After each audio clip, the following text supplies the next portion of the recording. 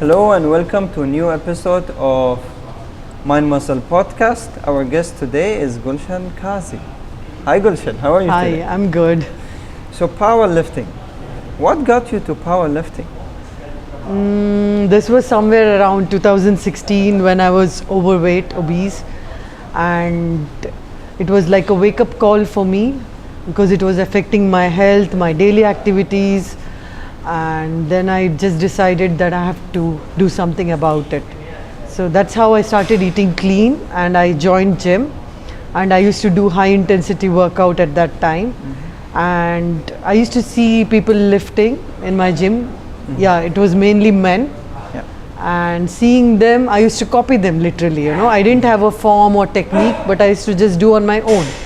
So within 6 or 7 months, I lost 35 to 40 kilos. Wow. And I was like another person. It was, people didn't recognize me also.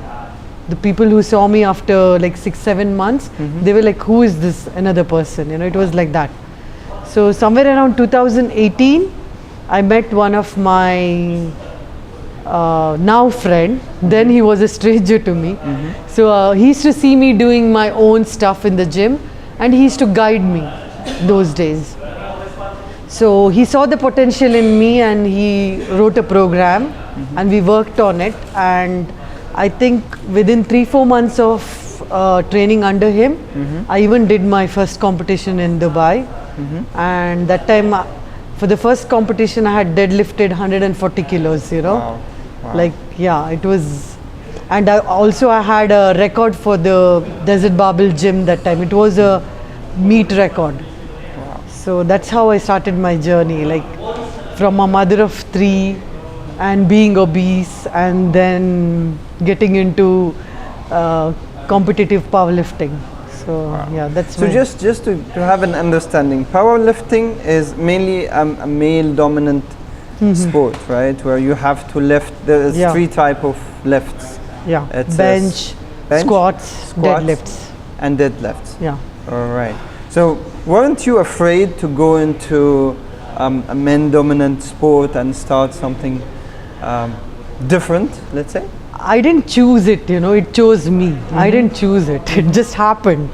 And the feeling I got after each lifts, that made me going more and more and more, I didn't want it to stop. It's almost like 5 years or 4 years I'm training, but serious powerlifting for at least 3.5 years.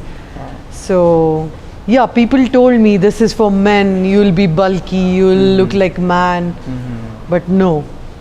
This helped me build a strong mindset. This helped me be more confident, because I belong to a very conservative family. So this was not easy for me. But this has given me so much of appreciation, exposure. People know me.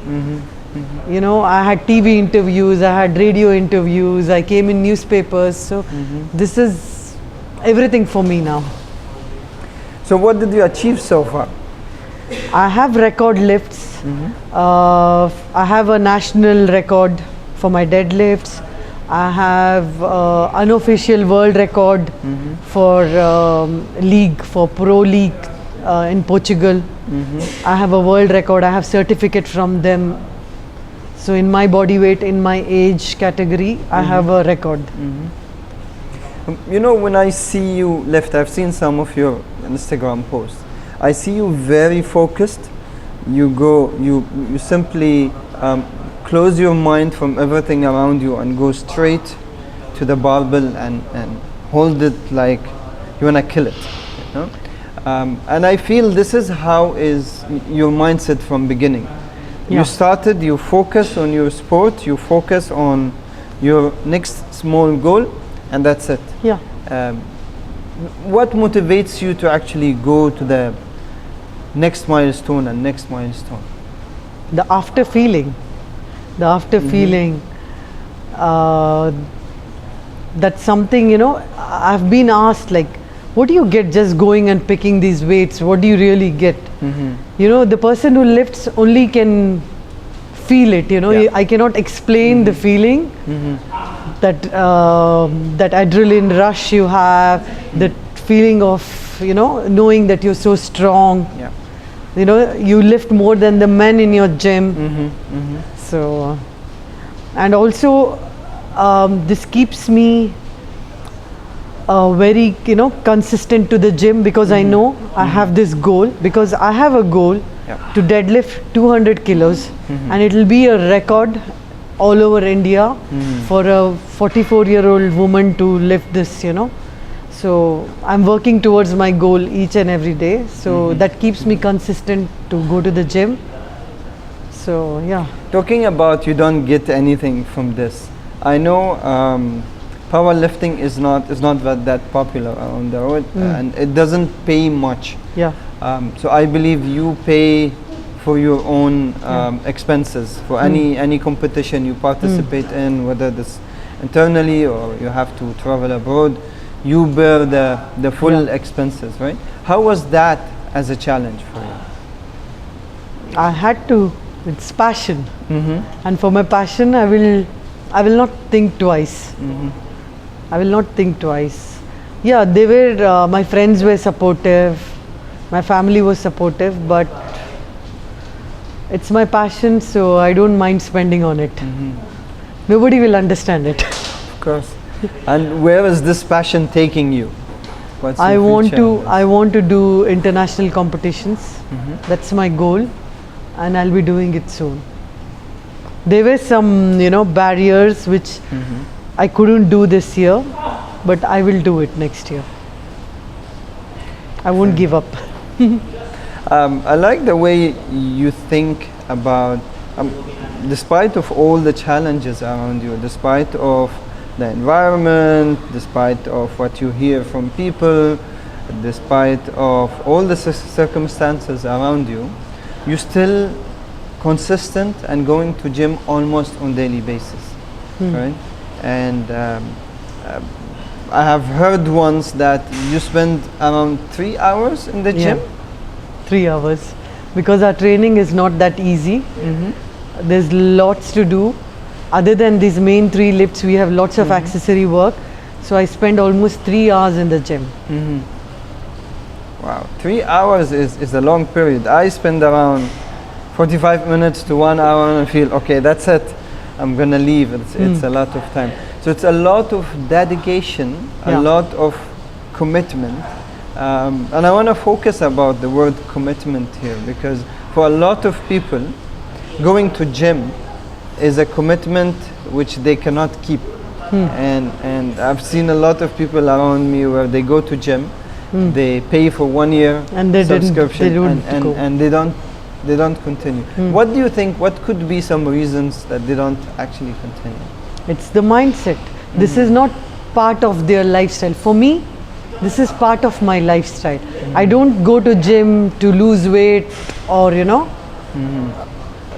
to be fit or something. I have a goal, and I know I have to work for it. If I don't train, if I don't go to gym, that will affect my strength. So this is my commitment towards my goals, you know. So I have to. Even if I'm tired, I'm having a rough day at work, this gives me like relief. After I train, you know, all my stress is gone. I feel so good. The days I don't train, I don't feel good. If I miss my training, I don't feel good. So your perception of training is a little bit different, because for people, gym is it's tiring, it's body No, ache. this makes me feel so good. For you, the perception is if I didn't train, there's something wrong in my day. Something missing in my life. Something missing. So it's actually helping you, Yes. you know, coping up with your daily challenges, work Exactly. challenges, family challenges, whatever you have. Exactly. This is like a relief channel for you. Exactly. Wow, I like that perspective. I want to move on and talk a little bit about the sport, the women in powerlifting community. I mean, you've been part of this community for at least 3.5 years now. How do you see this sport growing between women, and what is the mindset, especially in this country? There are a lot of Emirati girls in UAE, and lot of girls I know in the powerlifting community, and they are so committed, they compete. So I have competed with so many of these, you know, girls who are national champion for their country and who live here. So sometimes they train, I mean, they train here in these local gyms. They even compete here, and they also do their nationals back home, you know. So I've competed with these girls. It's very popular nowadays, you know.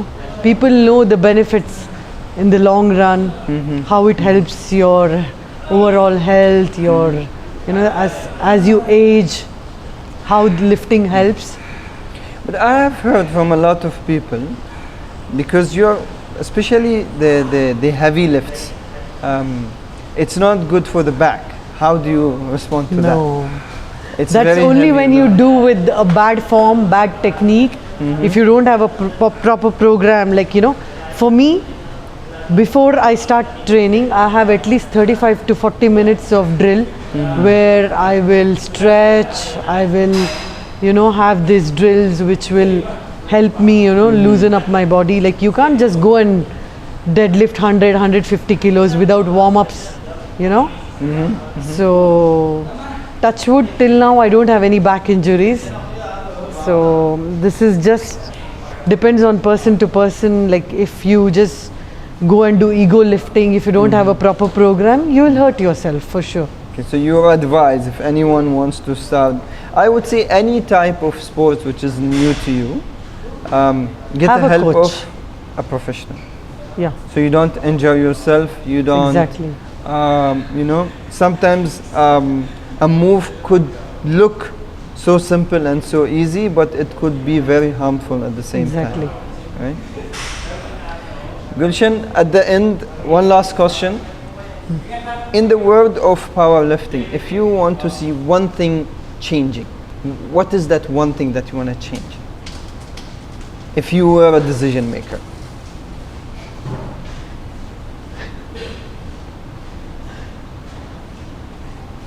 I don't know what to say Yeah. for this. One thing you want to change, one thing that you don't like about it and you want to change.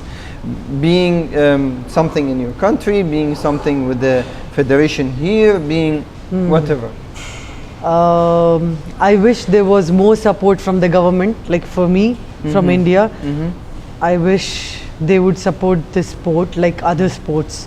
Like, you know, sports like cricket and football, all this, you get sponsors. But here, most of the athletes in India, they struggle.